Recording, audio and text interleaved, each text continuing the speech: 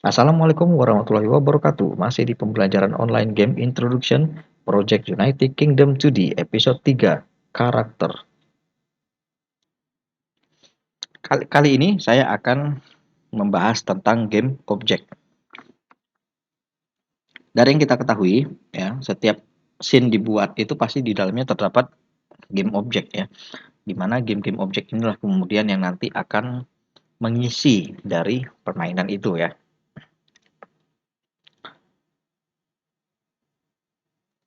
Salah satu bentuk game objek yang harus dibuat, ya, yang wajib dibuat itu adalah karakter.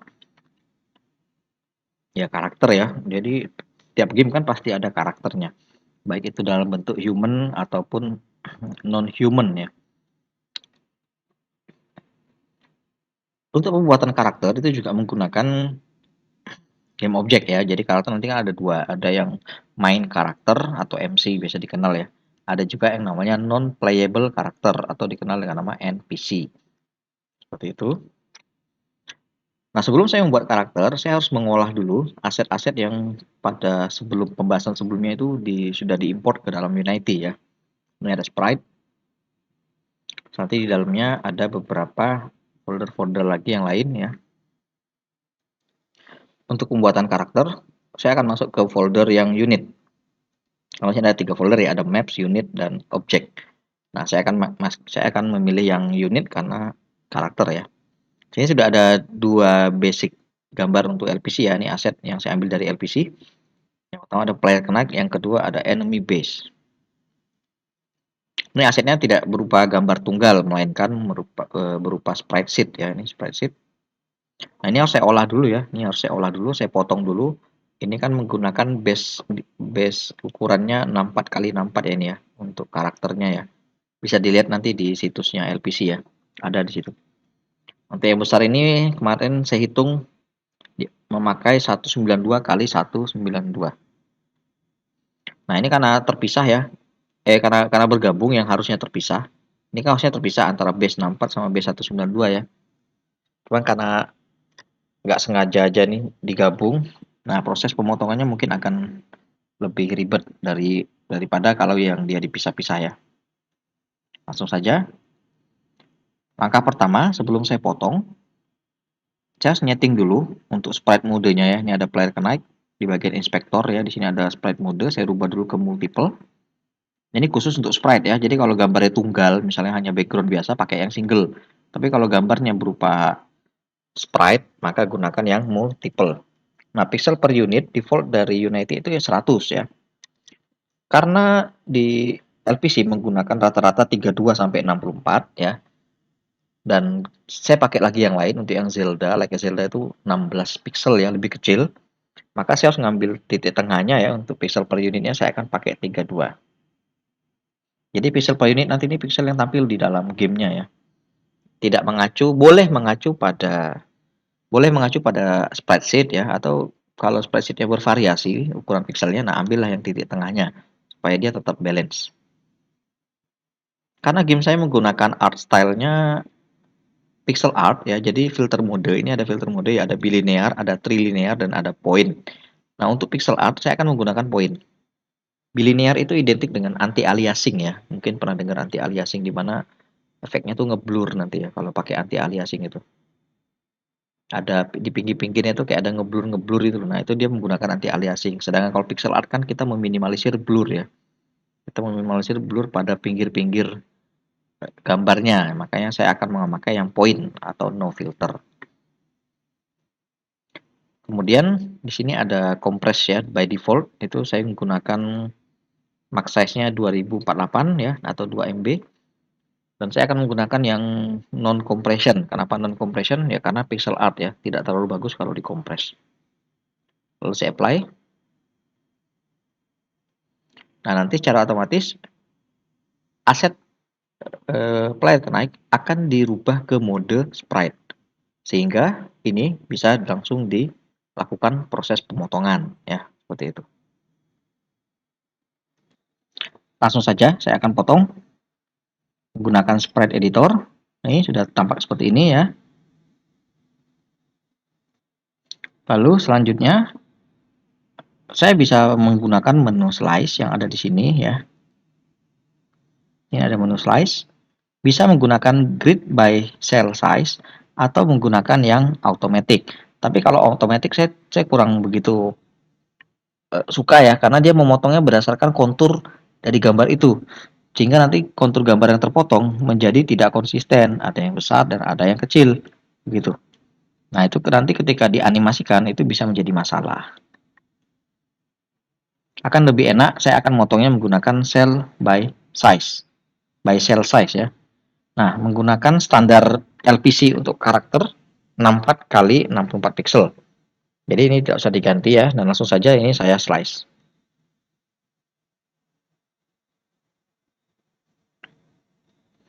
Jika benar, nanti ketika tombol kontrol pada keyboard ditahan, nanti ini akan muncul garis berwarna hijau. Nah, ini akan menunjukkan kalau dia sudah terpotong.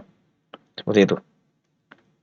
Nah, ini urutan ya, dia pasti berurut ya, namanya juga sequence image, dimulai dari LPC 0, kemudian masuk ke LPC 1, LPC 2, nah begitu seterusnya.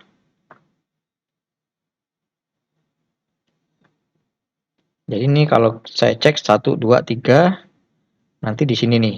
Nah, 27.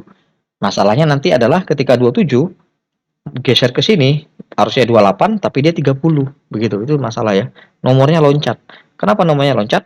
Karena nomor 28 itu nyasar ke sini. Ini kan ada satu potong nih kena nih.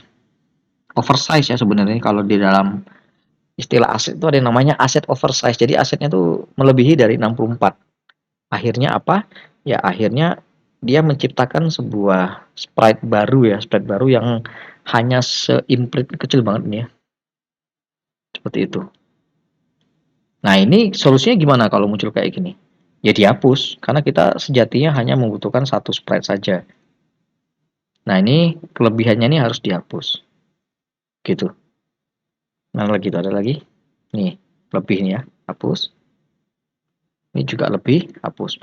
Nah, efek sampingnya nanti gambarnya akan loncat-loncat ya urutannya itu. Tapi nggak masalah ya, walaupun loncat-loncat, yang penting saya tahu aja urutannya seperti apa. Nah, langkah selanjutnya saya harus menyesuaikan. Ini ya, ini kan harus saya sesuaikan nih, nggak bisa nih kayak gini. Dia harus 192 kali 192, ya kan? Nah, maka di sini harus saya tarik. Kalau mau gampang tuh buat yang di paling akhir ya, kalau mau gampang. Karena yang di paling akhir, ini ukurannya pasti 0,0 posisinya ini. Coba ya, saya ganti ke 0,0. Nah, dia kan berada di paling bawah nanti ya. Paling bawah. Lalu ukurannya saya besarkan 192, dan di sini saya ganti juga untuk 192. Tuh, ini ukuran aslinya ya. Ini sprite yang oversize. Jadi nanti semua sprite-sprite yang ada di sini ini juga harus sama nih, diganti nih. X-nya 0 berarti ya, mepet ke sini. Y-nya berarti 192. Nah, dia nempel ya nih ya, nempel. Setelah nempel, baru width-nya saya ganti ke 192. Height-nya juga 192, sehingga bentuknya seperti ini. Seperti itu ya. Nah, ini sekarang saya lanjutkan dulu. Saya akan pause videonya. Nah, setelah saya kerjakan, jadinya kayak gini ya. Hijau-hijaunya sudah terlihat lebih rapi. Nah, sekarang saya tinggal pilih aja untuk posisi idle-nya berada yang urutan berapa ya dari sini ya. Saya harus pilih dulu. Karena game saya berbasis top down, ya top down berarti kan ada posisi idle-nya ya. Nah, kebetulan LPC tidak memiliki posisi idle, maka saya akan mengambil yang dia menghadapnya ke bawah. Menghadap ke bawah berarti sini ada beberapa sih ya, ada satu yang seperti ini. Terus ada yang juga yang megang senjatanya miring, dan ada yang senjatanya ditaruh di belakang. Saya akan milih yang ini aja. LPC 39. Nah, sekarang saya keluar. Ini saya revert aja. Saya keluar, saya terus pilih nomor LPC yang tadi ya. Nomor 39. Nah, ini. Cara buat game objek gampang ya. Ini tinggal saya tarik aja ke dalam scene. Bisa ya, bisa seperti itu. Scene-nya yang ini, salah. Tarik. Nah, jadi membuat game objek memang ada banyak cara ya, bisa melewati empty ya, tapi ini kosongan, tidak ada apa-apanya, atau bisa langsung saja saya tarik sprite-nya langsung ke dalam sini. Nanti otomatis akan terbentuk sebuah karakter ya, sebuah karakter yang lengkap dengan sprite renderernya ya. Nah, untuk menggerakkan game object bisa menggunakan panel yang ada di sini ya. Ini untuk position, ngubah-ngubah position ya. Ini untuk rotasi, ini untuk scaling, dan ini untuk posisi pada sprite-nya. Ukuran. Jadi kalau ini dia lebih merubah ukuran ya. Nanti baiknya tetap di scaling. Tetap di scaling. Nah, scalingnya berubah ya. Scaling dan positionnya berubah. Saya reset ke posisi 00. Nah, posisi 00 ada di sini. Langkah selanjutnya saya rename jadi player seperti ini. Nah, ini player ini sudah dilengkapi dengan sprite renderer dan transform. Transform ini merujuk pada bentuk game object di dalam scene ya. Makanya dari itu transform dia pasti memiliki position, rotation, dan scaling ya, scale. Ini saya rasa umum ya. Kalau sudah terbiasa pakai perangkat-perangkat yang berbasis 3 dimensi itu biasanya pasti ada kayak gini. Nah, untuk merubah posisi panel ini bisa menggunakan tombol QWERTY ya, key W, W untuk ini ya. Terus E dan R. Jadi E untuk rotasi, R untuk scaling. Terus selanjutnya T ya dan sebagainya. Sampai ke sini dia nanti. T, Y masih enggak? Y masih ya. Kalau ini langsung sekaligus ini untuk move rotasi atau scale pada selected object. Tapi yang biasa dipakai kalau nggak W ya, kalau nggak biasa itu cuma W kalau 2D ya. Yang lain jarang. Nah, karakter yang dibuat ini belum memiliki bentuk fisik. Bentuk fisik itu digunakan apabila karakter, saya ambil contoh begini, ketika karakter saya sedang berjalan di dalam map ya, lalu kemudian nabrak batu gitu kan, ada batu gitu loh. Nah, kalau tidak memiliki bentuk fisik, karakternya akan menembus batu gitu ya. Itu yang pertama. Dan yang kedua, ketika ada NPC lain, entah itu enemy, entah itu NPC penjual toko atau apalah. Nah, kalau tidak memiliki bentuk fisik, nanti akan terjadi tabrakan gitu loh. Jadi kayak tertimpa gitu ya sprite-nya ya. Nah, ini sangat berbahaya. Makanya setiap karakter yang dibuat ataupun setiap objek yang dibuat yang ingin diinteraksikan di dalam map atau di dalam stack dalam game, maka harus memiliki yang namanya bentuk fisik. Membuat bentuk fisik itu gampang ya. Tapi sebelum membuat bentuk fisik itu, saya harus tahu dulu ya, kan kalau di dalam Unity bentuk fisik itu dihitung oleh sebuah engine atau sebuah mesin yang di dalam Unity itu dikenal dengan nama Fisika Engine. Nah, Fisika Engine itu bisa dilihat di project setting ya. Jadi bisa disetting. Nah, ini ya di bagian fisik dan fisik 2D. Begitu. Jadi ada dua ya. Yang fisik ini khusus untuk menghandle game-game yang berbasis 3D atau 3 dimensi, dan fisik 2D ini khusus untuk game-game yang berbasis 2 dimensi. Nah, jadi memang game 3 dimensi dan game 2 dimensi itu memang memiliki perhitungan yang berbeda. Kalau di fisik biasa ini sumbu gravitasinya sampai dengan sumbu Z ya. Nah, ini sudah merujuk pada 3 dimensi. Dia gravitasinya ada di sumbu Y, artinya apa? Y ini kan vertikal. Sedangkan kalau di fisik 2D, nah dia lebih simpel, lebih sederhana. Ya, gravitasinya pun juga hanya di dua sumbu X dan Y. Sumbu Y merujuk pada vertikal. Nah, kalau ini menggunakan gravitasi, maka gamenya nanti lebih merujuk kepada platformer ya. Platformer, di mana platformer memang membutuhkan yang namanya gravitasi. Kalau di top down tidak perlu ya, nanti ini bisa diabaikan.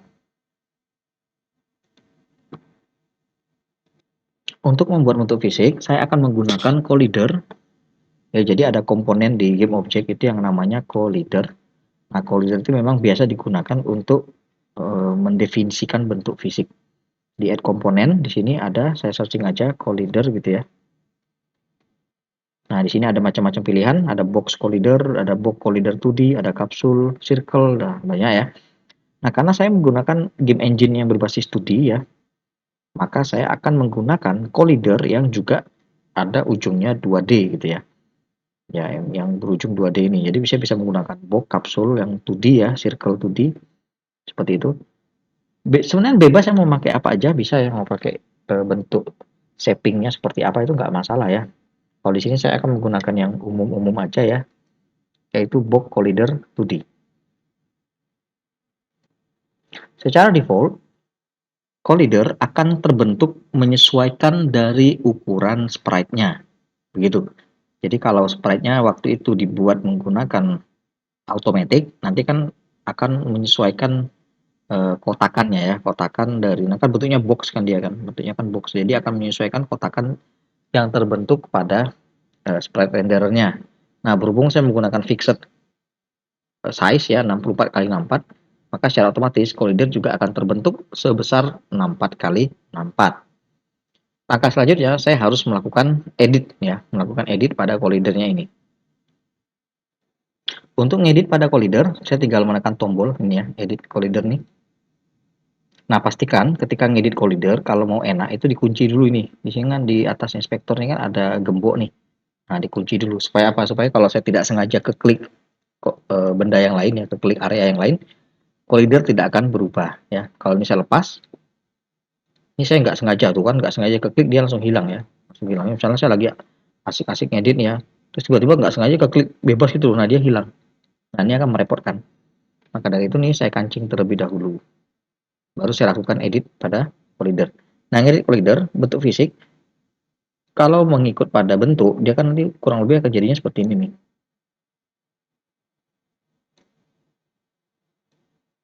Nah, kurang lebih nanti bentuknya kayak gini. Tetapi buat kayak gini nih beresiko ya. Kenapa beresiko? Karena nanti kepala itu nggak bisa di overlap gitu ya. Akan bentuknya itu nanti jadinya aneh. Misalnya gini, saya punya dua nih. Nah, saya punya dua. Terus yang satunya saya angkat ke atas. Nah, jadi ketika dia bertemu di dunia game nanti ya. Ini kalau saya perhatikan, nah ini kan ada dua collider ya. Collider itu dalam kondisi normal itu tidak bisa di overlap, tidak bisa di overlap. Artinya ketika ini bergerak, ketika player yang di atas ini bergerak, dia akan mentok sampai di sini kurang lebih. Nah, mentok dia di sini. Nah, kenapa? Karena ini sudah bertemu gitu ya. Ini masih bisa digeser lagi nih, masih bisa. Coba ya, saya geser dulu.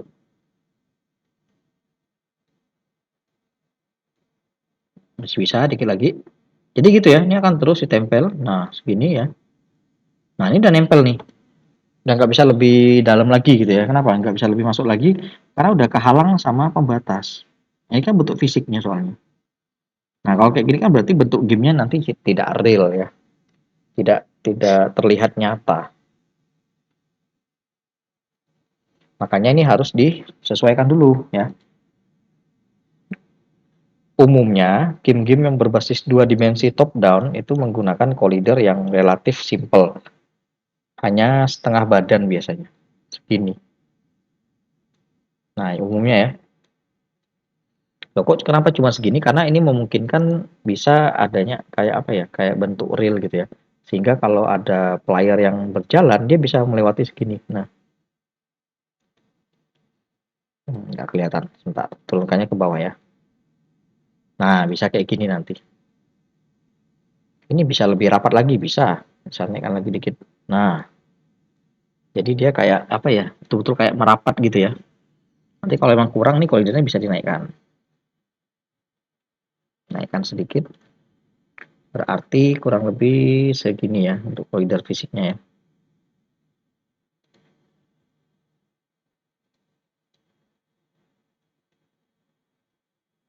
Nah, kurang lebih segini.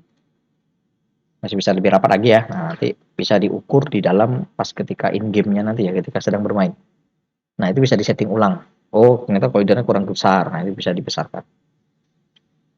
Dengan adanya bentuk fisik seperti ini, jadi player sudah tidak bisa nembus-nembus bangunan, tidak bisa nembus-nembus tembok, ya, tidak bisa menembus batu. Itu salah satu kegunaan dari yang namanya collider. Nah, ini saya hapus lagi ya. Selanjutnya, saya akan memperkenalkan kegunaan dari collider yang lain. Jadi collider itu tidak hanya sebagai bentuk fisik ya, Tapi collider itu juga bisa bertugas untuk mendeteksi adanya benturan. Ya, jadi deteksi adanya benturan. Dengan kata lain, collider itu secara teori mempunyai dua kegunaan ya.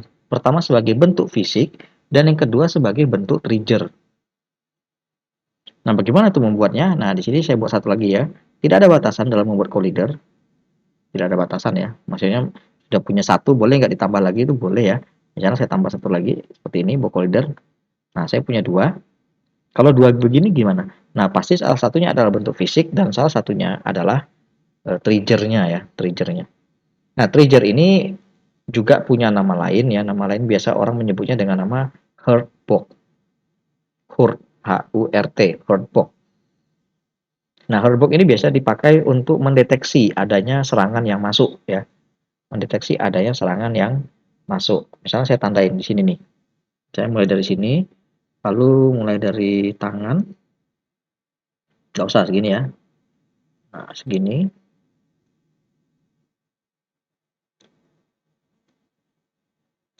Nah, artinya apa? Artinya kalau dari area kaki, area tangan, ini nggak apa-apa ya kalau keserempet peluru nanti lewat atau projektil itu nanti atau tebasan serangan itu nanti akan lewat. Tetapi apabila ada serangan yang masuk ke area collider ini ya, maka nanti bisa terjadi yang namanya collision detection. Jadi dikenal dengan nama collision. Nah, jadi collider itu nanti akan memicu yang namanya collision detection ya. Dia akan mendeteksi adanya benturan. Seperti itu. Nah, benturan itu apa sih sebenarnya? Jadi collision itu sebenarnya adalah benturan di antara dua dua collider. Dengan kata lain, collidernya nanti akan saling mengoverlap ya. Overlap itu gimana? Nah, overlap itu gini. Misalnya saya ada dua. Dua nih ya, saya turunkan ke bawah biar kelihatan. Nah, bisa dilihat ya. Ini hardbox dari player yang di bawah di overlap. Overlap itu artinya dia masuk gini ya. Overlap itu gini, overlap.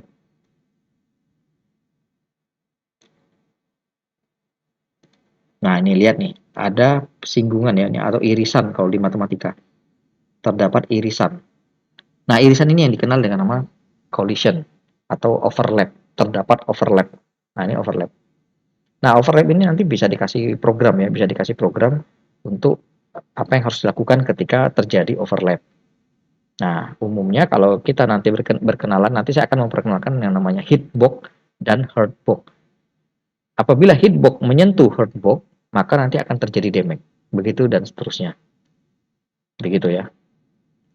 Nah, overlap dapat dilakukan apabila, ini saya hapus dulu. Jadi overlap itu hanya terjadi pada collider yang sifatnya trigger. Jadi di sini kan ada is trigger ya, yang bawah, sorry. Nah, ini ada is trigger. Ini saya harus centang. Kalau dia dicentang, artinya apa? Artinya nanti collidernya itu boleh di overlap. Begitu ya, boleh di overlap. Tapi kalau triggernya saya matikan, nanti dia akan jadi bentuk fisik. Seperti tadi saya bilang, ada yang berbentuk fisik, ada yang berbentuk trigger. Nah, yang berbentuk trigger ini boleh di overlap. Dengan catatan harus dicentang property is trigger. Begitu. Nah, sekarang saya akan buat satu karakter lagi untuk enemy-nya ya. Saya ambil misalnya 176.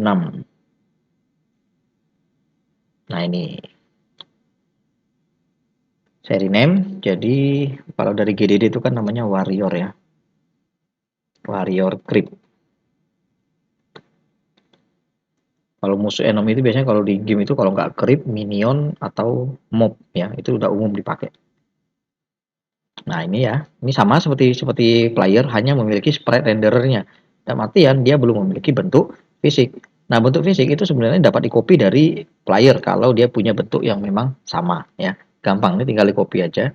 Saya klik kanan seperti ini. Saya klik tanda ini ya. Titik 3.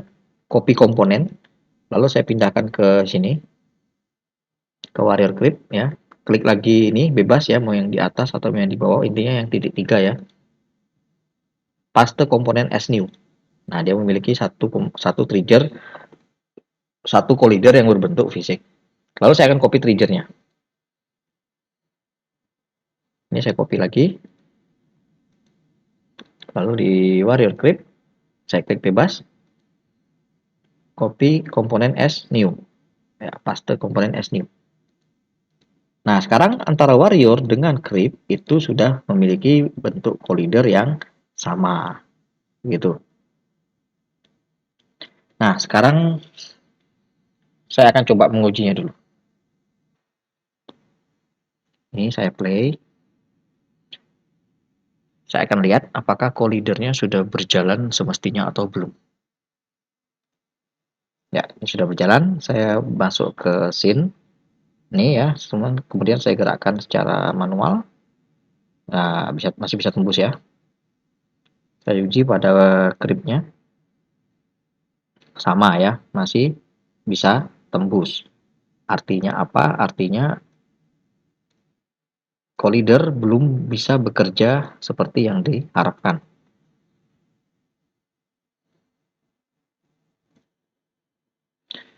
Nah, kenapa bisa seperti itu?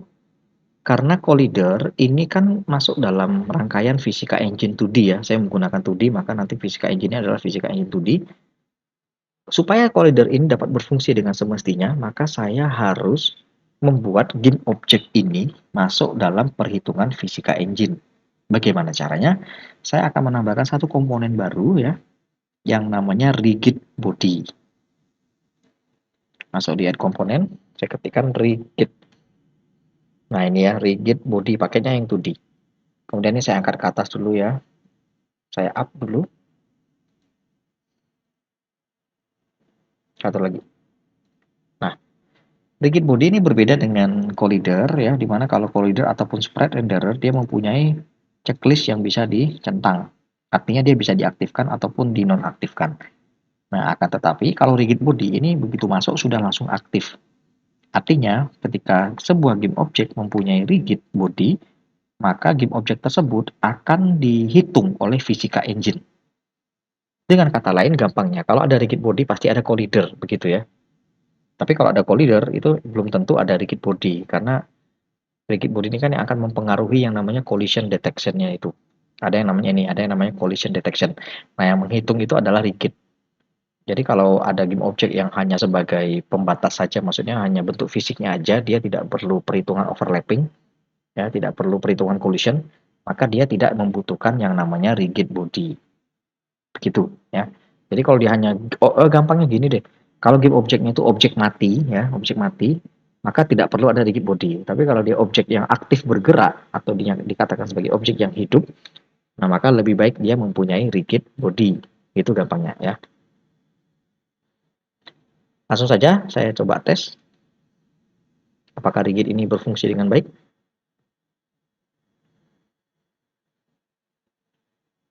Sekarang kalau nggak dites, saya nggak tahu. Wah ini karakternya langsung jatuh ya. Karakternya langsung jatuh, terjun bebas ini.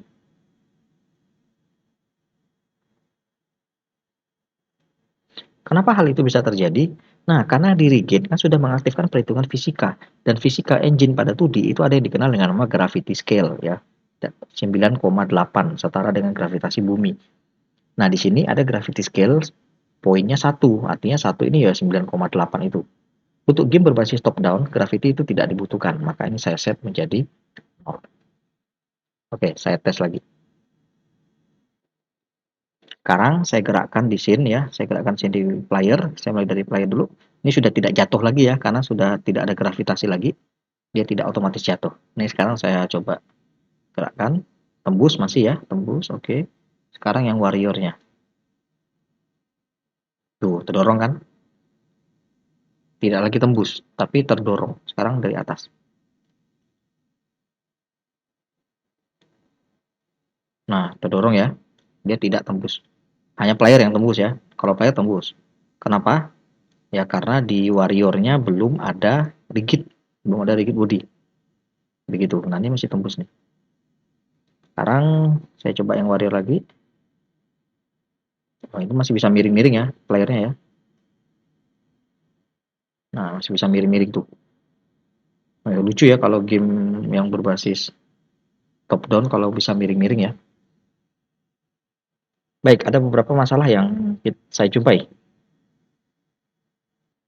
Nah, masalahnya yang pertama adalah player masih bisa berotasi ya. Jadi ketika tertubruk atau tertabrak oleh enemy creep, player masih bisa miring kanan dan miring kiri, itu tidak bagus ya. Maka dari itu di player settingnya di sini ya, di rigid body ini ada yang namanya constraint. Ini kalau dilihat, nah ini ada freeze position X dan Y, lalu ada freeze rotasi Z. Nah, kalau freeze position X Y ini artinya dia kalau dicentang nanti playernya tidak bisa bergerak ya, walaupun digerakkan dia tidak akan bergerak. Walaupun dia ketubruk sama player, dia akan stand di posisinya. Ya, dia akan stay di posisinya, tidak akan terpengaruh. Ini biasanya dipakai untuk turret ya, untuk turret tower gitu ya. Atau skill yang sifatnya kayak membatu begitu ya. Nah, biasanya freeze posisinya diaktifkan. Lalu ada juga freeze rotasi. Nah, freeze rotasi ini yang dipakai di game-game berbasis top down ya. Jadi rotasinya akan ditahan. Jadi kalau ditabrak-tabrak oleh enemy, dia tidak akan berputar ya, tidak akan miring-miring begitu. Nah, masalah yang kedua adalah pada warrior. Kenapa warrior masih bisa menembus player masih bisa menembus warrior creep ya? Karena di warrior creep tidak memiliki rigid. Nah, saya harus tambahkan dulu rigid juga di sini. Nah, begitu. Ini saya up.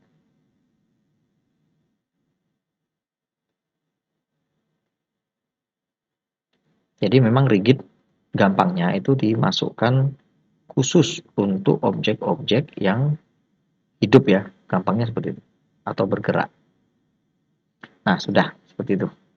Oh, ini saya downkan dulu. Nah, sama ya di sini ya. Gravity-nya saya nolkan. Terus rotasi Z-nya saya aktifkan. Sekarang saya coba lagi. Nah, saya kembali ke scene. Sekarang saya coba gerakan gripnya. Nah, terdorong ya. Ini sudah tidak miring-miring lagi. Dan tidak miring-miring lagi ya. Kenapa? Karena rotasinya sudah saya matikan. Sekarang saya coba yang player. Nah, sudah ya. Sudah saling tidak mengoverlap ya. Kalau yang trigger overlap nggak apa-apa, emang nggak masalah ya. Tapi yang bentuk fisik dia sudah tidak teroverlap lagi. Dalam artian, sesama objek jika berbenturan maka akan terdorong. Begitu. Nah, kalau tidak mau terdorong ya freeze-nya diaktifkan.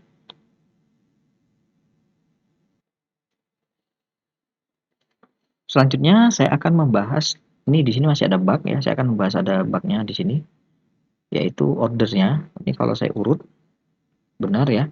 Tapi kalau saya di bawah, nah ini keinjak ya dia, keinjak ini. Warrior creep-nya kalau jalan melewati player, nah keinjak itu, kelihatan ya keinjak. Kalau di sini benar, tapi kalau di sini dia keinjak. Nah, bagaimana cara ngefixkan ini ya? Bagaimana cara membetulkan ini?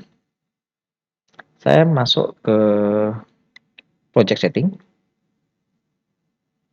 Lalu di sini ada yang namanya grafis ya nih, grafis. Nah, di sini ada beberapa settingan-settingan untuk grafis ya.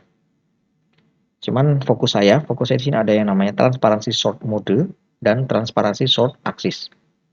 Di sini kalau diperhatikan masih defaultnya di sumbu Z. Sedangkan kita tahu sumbu Z itu adalah depan belakang ya, kiri kanan, bukan kiri kanan tapi depan belakang. Ini tidak berlaku di game 2D ya. Makanya saya ganti. Saya pindahkan dulu ke custom axis, transparansi sort mode-nya pindahkan ke custom axis, lalu sort axisnya saya ganti dari sumbu Z menuju ke sumbu Y. Nah, begitu. Saya close. Sekarang saya akan lihat efeknya. Ini creep melewati bawah. Aman ya. Sekarang creep pindah ke atas. Nah, aman ya. Sudah tidak tindih menindih lagi. Tadi yang keinjak ini kepalanya nih. Sekarang playernya. Cek player. Aman. Sekarang lihat bawah. Ya, aman ya. Udah tidak ada yang saling tindih menindih. Seperti itu. Ini saya reset dulu. Jadi itu halnya sepele ya sebenarnya ya. Tapi kalau tidak dibenerin itu bisa jadi masalah. Ya masa iya kan karakternya keinjak kan lucu ya. Nah, sekarang saya akan membuat grip yang lain ya. Karena kalau di GDD kan ada 5 gripnya ya. Ini saya gandakan saja. Kenapa saya gandakan? Ya supaya Saya tidak perlu lagi membuat rigid, saya tidak perlu lagi membuat collider karena semuanya sudah ada di Warrior Crypt. Ini saja yang saya gandakan menggunakan eh, passkey Ctrl D sebanyak 5 kali. Nah, begini ya, 1 2 3 4 5. Satu-satu akan saya uraikan. Player saya taruh di bawah. Share.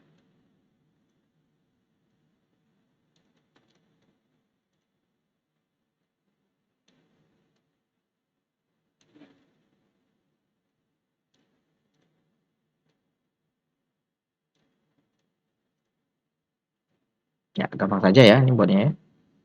Tinggal copy paste. Duplikat gitu. Nah, sekarang akan saya rename sesuai dengan namanya ya. Ini Witch Crypt. Ini Native Crypt.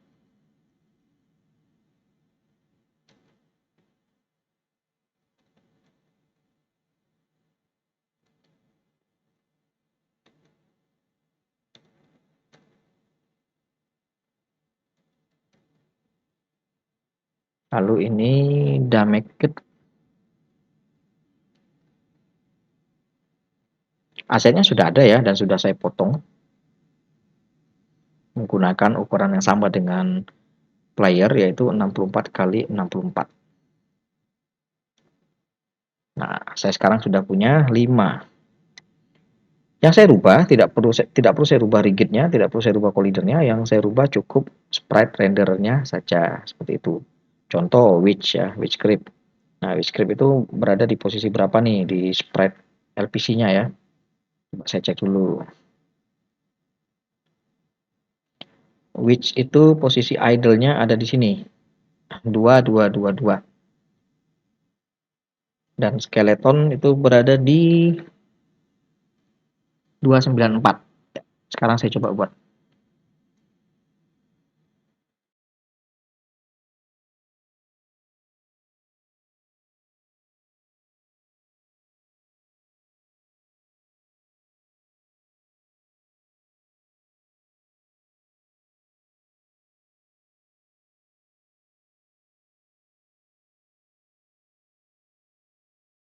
Ditempelkan ke sprite render langsung ya, di drag aja bisa ya. 222 sama 29 berapa? 292 ya tadi ya.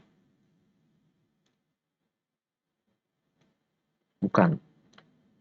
294. Nah, ini. Saya drag ke skeleton. Nah, lakukan seterusnya sampai ke damage dan natifnya.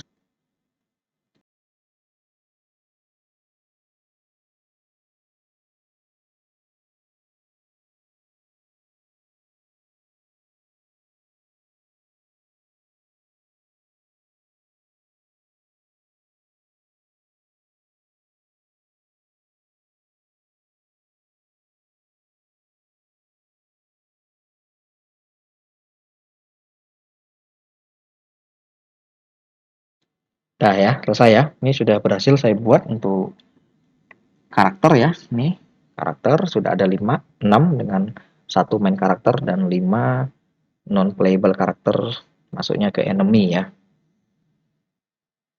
Seperti itu. Mudah kan buatnya? Sekian dulu untuk materinya, akan saya lanjutkan di episode mendatang. Jangan lupa like jika materi ini membantu dan subscribe bagi yang belum. Terima kasih semua. Assalamualaikum warahmatullahi wabarakatuh.